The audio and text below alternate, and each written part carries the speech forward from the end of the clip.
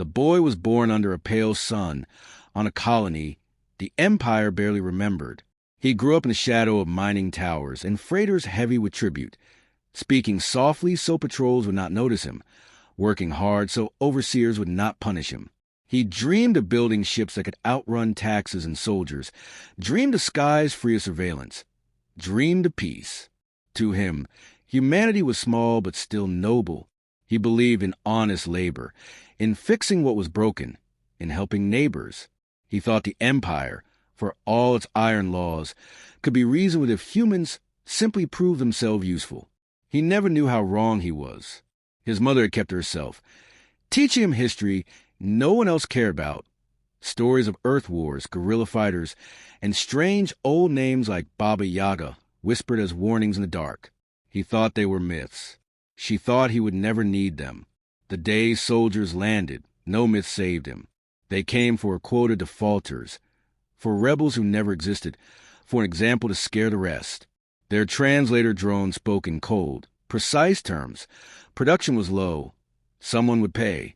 The boy tried to argue that systems were failing, equipment obsolete, that no one was plotting rebellion.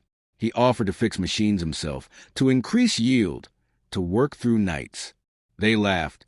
To them, humans were slow livestock, barely intelligent enough to dig. When his neighbors trembled and pointed at each other, he stood tall and pointed at no one. That courage signed his death warrant. They made the colony watch. They killed him without anger or hate, without even curiosity, because policy demanded it. A single pulse shot to the chest. His body dropped like nothing at all, and the freighter left orbit before the dust settled. No one even recorded his name. When the message reached his mother, it did not explode into screams. It went quiet, deeper than space. She sat alone in a cabin where no light reached, fingers tracing the old steel of weapons hidden under false floors. Grief did not soften her. It hardened like stone in winter. She remembered his first steps, his laughter, his stubborn way of refusing to lie. She remembered the stories she told him of witches who could not be caught, of hunters who never missed, of humans who would burn worlds rather than lose their own. Her son had never believed those stories described her. Now the Empire would. The woman known to a few criminals as the Baba Yaga was no ordinary mother. She had spent decades in places honest people feared, learning trades that civilized folk condemned. She had maps of smuggler routes older than imperial dynasties, codes that bypassed patrol sensors, knowledge of how to make starships vanish from scanners like ghosts. She called to two companions who had loved her son as fiercely as she had. One was a dog bred for war, but raised as a friend, a massive creature whose eyes followed orders like scripture. The other was a honey badger with no enhancements except the kind no one could remove. Savage courage and refusal to die. They smelled his absence, understood in ways words could not. Their low growls in the dark were enough to make even her pause. She did not speak to them of revenge. She simply packed weapons in silence. Rifles tuned to pierce armor a kilometer, knives balanced to fly without sound, charges meant to turn fuel tanks into suns.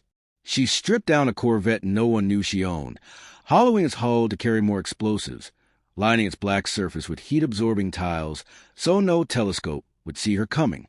She filled compartments with ration bars and water for months, because there would be no docking, no port calls, no refueling stations on this path. Every system she modified herself, her hands remembering tricks from forgotten wars. Whispers moved faster than ships.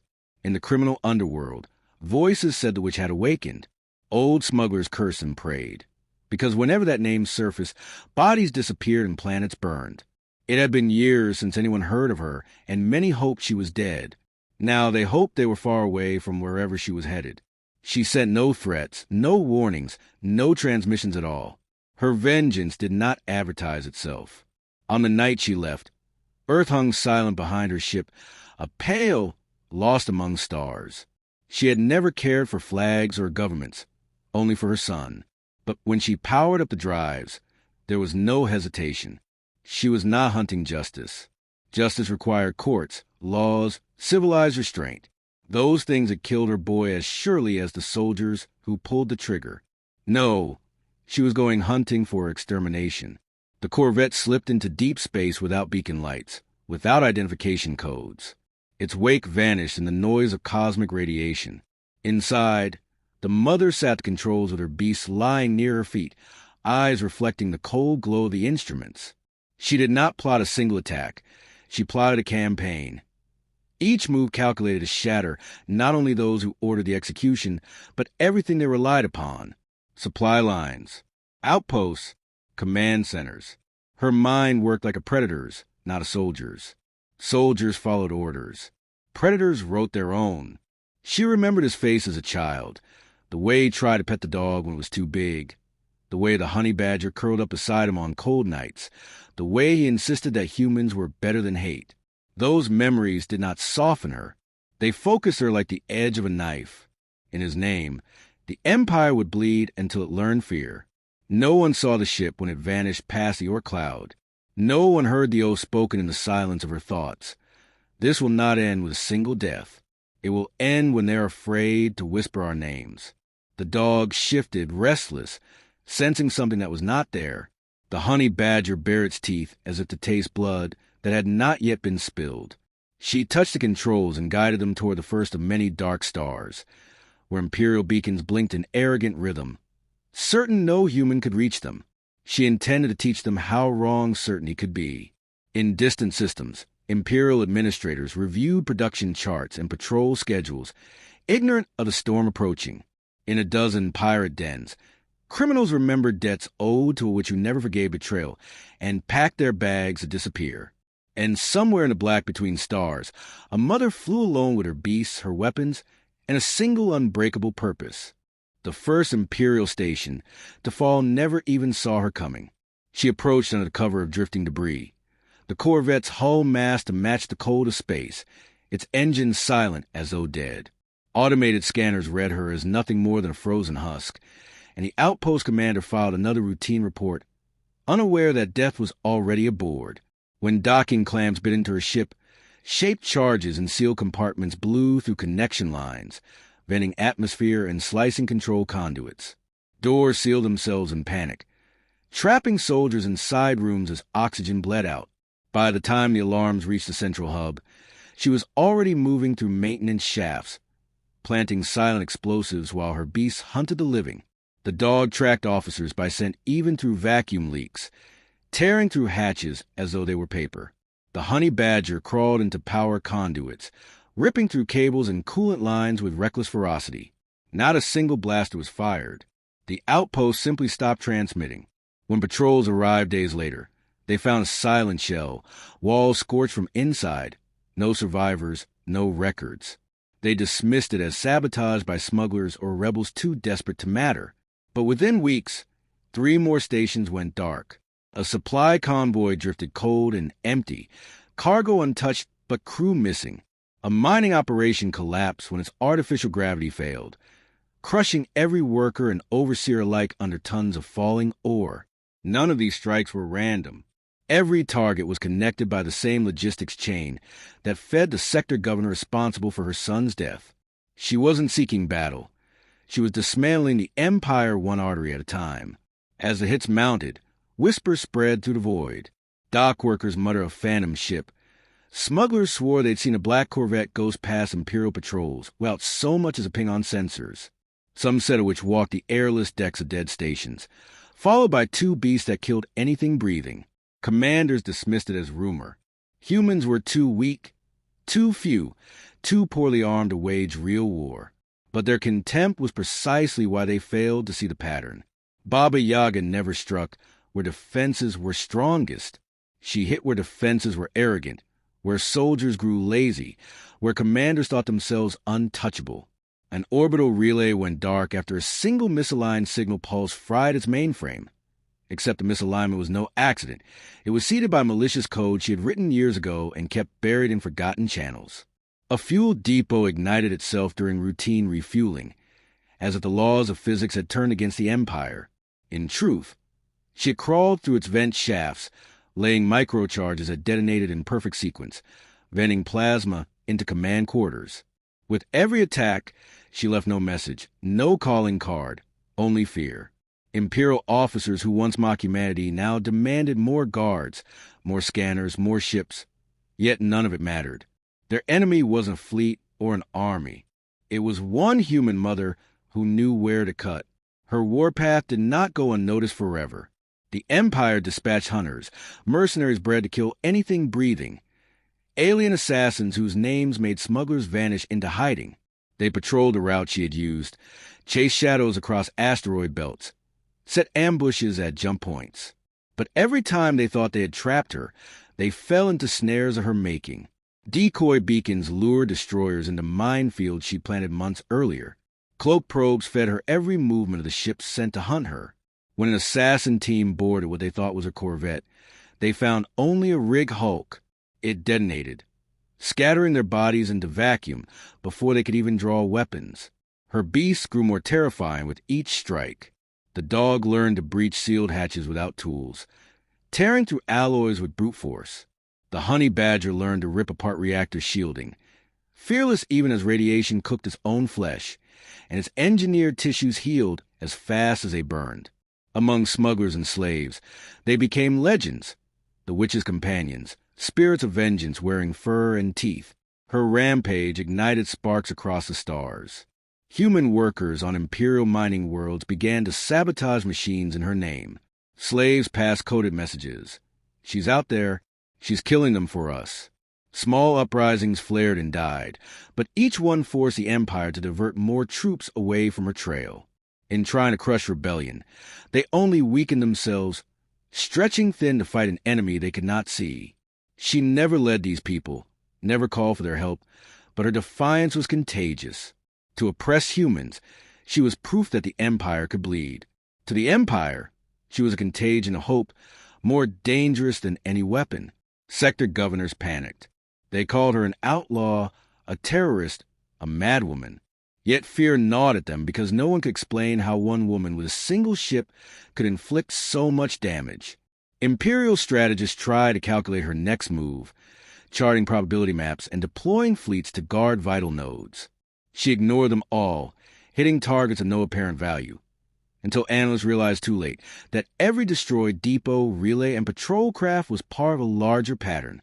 She wasn't killing at random. She was building a corridor straight toward the core. When at last they understood her path, they sent warships to block it, ships bristling with cannons and shields strong enough to shred cruisers. She slipped between them like smoke, diving into storm-ridden systems where their targeting sensors failed, skimming through gas giant rings where debris masked her heat signature. In one chase, 3 destroyers hunted her for 6 days, following false signals until they collided with one another in a gravity she had mapped years earlier. Only fragments remained to report their failure. Her reputation grew until even hardened alien mercenaries refused contracts to hunt her. They spoke of the witch who walked unseen, whose beast could smell fear, whose corvette appeared only when it was too late. Among Imperial troops, desertion rates spiked. Soldiers assigned to guard supply chains vanished before deployment, choosing to hide in uncharted systems rather than face a ghost they couldn't fight.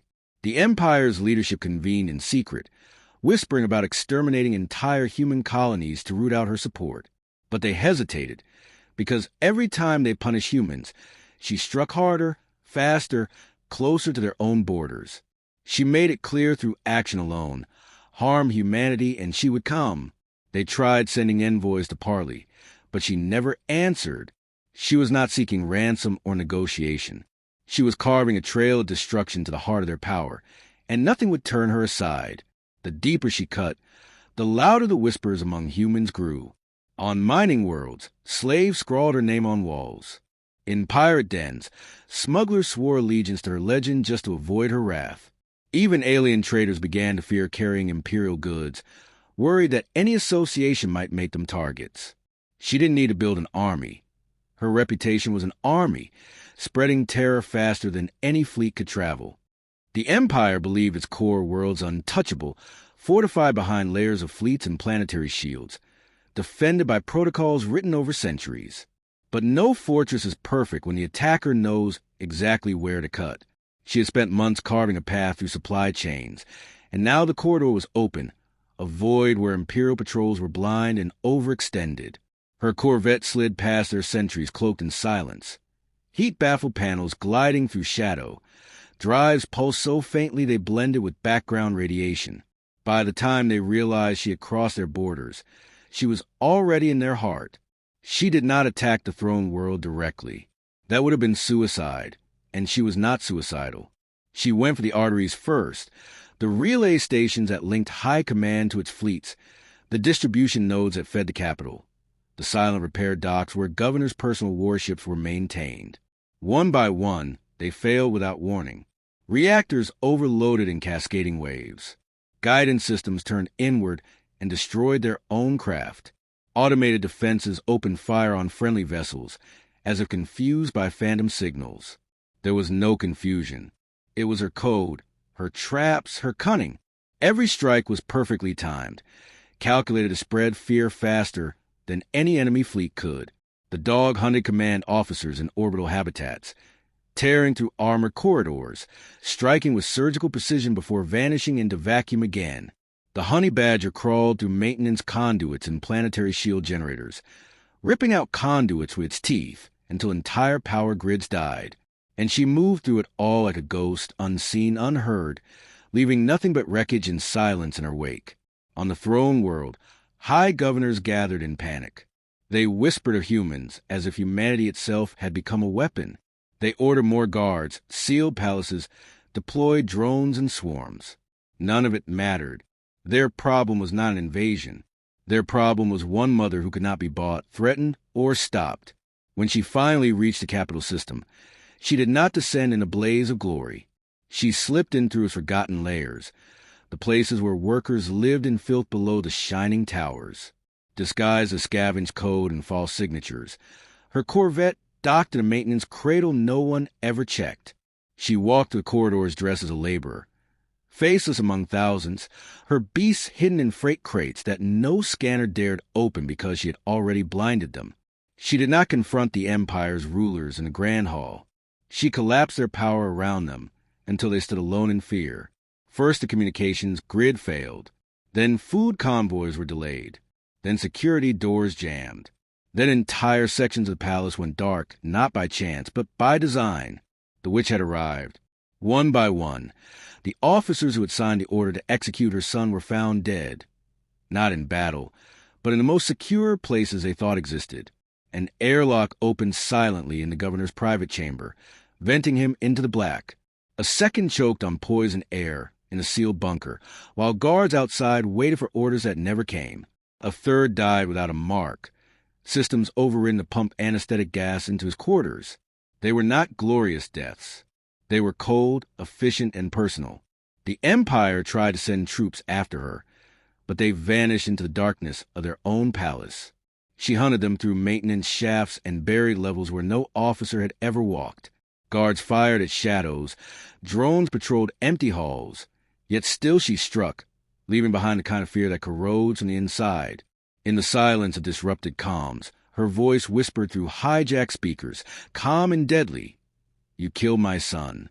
Now you learn what a mother is. Revolt spread like wildfire.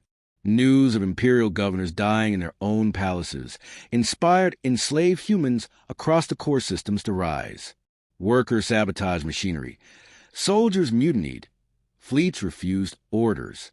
The witch did not ask for followers, but they followed anyway, driven by the proof that even a single human could bring an empire to its knees. When the last man responsible for her son's death gasped his final breath, she did not stop. By then, the empire was crumbling. Fleets once loyal to the throne now deserted, fearing her vengeance more than any alien ruler's wrath. World after world declared independence, not because she commanded it, but because the illusion of imperial invincibility had shattered. She broadcast no speeches, no demands, only one final message carried on every hack channel, every stolen frequency. We are not prey. We are human. It was not a declaration of victory, but a warning. The Empire's leaders, what few remained, understood too late. They had thought humanity was weak because it lacked fleets and armies. They had not understood that rage, grief, and love could drive one woman to wage war alone and win. When the capital burned, she did not linger. She took nothing, claimed no throne, and left the wreckage behind. Her corvette ghosted out of the system the same way it had entered. Silent and invisible, the dog curled at her feet. The honey badger crouched near the weapon's bay, both beasts as calm as if nothing had happened. There was no triumph in her eyes, only the quiet knowledge that the debt was paid. Her son was still gone. Vengeance had not healed her heart, but it had ended the Empire's illusion that humans could be killed without consequence. In the aftermath, stars whispered of her name. Traitors spoke of the witch who tore down worlds for love of her son. Pirates swore never to cross humanity. Alien diplomats who once dismissed Earth as insignificant now sent envoys offering peace, terrified of provoking another like her. Children on distant colonies told stories of the woman with two beasts who made tyrants tremble. Even among humans, some doubted she was real, thinking her a myth, a legend born of rebellion. But soldiers who had seen her work knew better. The last transmission ever traced of her corvette was brief and untraceable. No coordinates, no demands, just silence following a single phrase. Do not touch Earth. Then the signal vanished into deep space, uncatchable, untraceable, like a shadow fading with the dawn. She was not a hero. She was not a conqueror. She was a mother who had nothing left to lose, and that made her something far more dangerous than any fleet. Somewhere beyond the charts, she flew into the dark with her dog and her honey badger, a ghost among the stars, while the ruins of Galactic Empire learned to fear humanity forever. The galaxy did not settle when the Empire fell. Power abhors a vacuum, and 1,000 ambitious hands reached for the throne that no longer existed. Alien coalitions whispered of dividing human colonies. Scavenger fleets prowled shattered trade lanes, and opportunists planned to plunder what the Empire left behind. They thought the witch would vanish now that her vengeance was done. They thought humanity would go back to being weak, unprotected prey. They did not understand that her war had never been about building an empire of her own, but neither would she let scavengers feed on the ashes of her son's killers. She stayed in the void, watching as worlds slipped into chaos. Where imperial garrisons once ruled, local despots rose, eager to claim tribute. Some worlds declared independence, only to fall under worse tyrants than before. In every shadowed corner of the stars, smugglers, raiders, and slavers saw opportunity. They whispered that the witch was gone, that the human phantom had finished her crusade. But ships carrying human captives began to vanish. Raiders found their fleets cut to ribbons by minds they never saw. New rulers who dared enslave Earth's children died without ever seeing her face. She did not strike to conquer. She struck to warn. The same corvette, cold and silent, moved among the stars as the dog stretched their feet and the honey badger crouched near the weapon's bay. No longer hunting one empire, she hunted anyone who dared rebuild tyranny from its corpse. Rumors spread that she could not be killed, that she never slept, that her beasts were not flesh and blood, but spirits of vengeance made real. Alien warlords began to fear human colonies, not because they had fleets, but because they believed she was watching every world at once. Leaders begged to negotiate. They wanted treaties, alliances, guarantees. She ignored them all. She sent no envoys. Her silence became its own form of diplomacy, more terrifying than threats. When a cartel lord tried to seize a Terran outpost, his dreadnought's engines failed mid-flight. When a slaver tried to auction human children on the rim, his station decompressed and left him frozen among his own goods. When mercenary fleets formed to hunt her, their ships turned against each other in the dark, victims of codes and traps planted long before they ever knew her name. Her legend grew until even humanity began to fear her. Earth's leaders, newly emboldened by the Empire's fall, sent signals pleading for her to return home, to lead, to share her strength. She answered with nothing but silence. They did not understand that she had never fought for governments or for glory. She had fought for her son, and now she fought to keep predators away from every son and daughter humanity had left. The dog grew larger, battle-scarred, unflinching. The honey badger became even more savage, its hide marked by plasma burns and shrapnel that healed as fast as it tore. They were no longer just companions. They were weapons honed by endless war, guardians of the last woman anyone wanted to anger. Entire sectors went quiet when her ship appeared. Planets that once exploited humans now sent them supplies for free, terrified of waking her wrath. In hidden meeting rooms, alien coalitions conspired to unite against her. They whispered of building fleets vast enough to sweep the witch from the stars, fleets greater than the one she had destroyed. But no one could agree on who would lead, for fear that becoming the leader would also make them her next target. While they argued, she dismantled their networks piece by piece. Refineries exploded without trace. Spy satellites went blind. Command ships simply vanished from their docks. Every would-be tyrant who reached for power found only fear waiting in the dark. Humanity began to rise, not through conquest, but because no one dared touch them. Trade flowed to Earth and its colonies under an unspoken law. Do not harm humans. Even alien powers that hated her learned to leave humanity alone, because she never struck first, only after a line was crossed. Yet that line was invisible, and no one dared test where it lay. In the deepest sectors, smugglers told stories of seeing her corvette dock at forgotten ports. No one saw her face. No one dared approach. Those who tried to follow her disappeared. To some, she was still a mother in mourning. To others, she was already more myth than human, a spirit of vengeance wearing flesh. Years passed, but her war never ended. It simply changed shape. Where once she fought an empire, now she fought the idea that humans could be dominated without consequence. Every time someone forgot, she reminded them in blood and fire. Her name became a curse, a warning, a prayer. Among humans, children whispered her story in awe. The witch who flew with a dog and a honey badger, who toppled empires and hunted tyrants across the stars. Among aliens, it was not a bedtime tale. It was a reason to stay awake at night. In a cold sector beyond charted space, she received transmissions from Earth, requests for guidance, pleas for leadership, offers of gratitude. She deleted them all. Leadership was for politicians, and politicians were part of the rot she had spent her life cutting away. She needed no throne. She needed no followers. She needed only her ship, her beasts, and the endless dark where enemies still waited. The galaxy changed around her, terrified into respect. Humanity was left alone not because it was powerful, but because no one dared to find out what happened if they heard it again. The witch had become something larger than revenge, larger than fear, larger even in war. She had become a principle written in blood across the stars. Do not touch Earth. As her corvette slipped past dying suns and shattered stations, the dog rested its head against her leg. The honey badger curled in the weapon's bay. There was no joy in her work, only purpose. Somewhere, someone was planning to enslave a colony, to strip a world, to crush another child beneath foreign boots. And somewhere soon, they would learn the same lesson the Empire had. A mother's wrath is infinite. Her ship vanished again into blackness, a shadow with teeth, leaving only rumors in its wake. No fleet ever found her. No bounty hunter ever caught her. No tyrant ever lived long after targeting humans.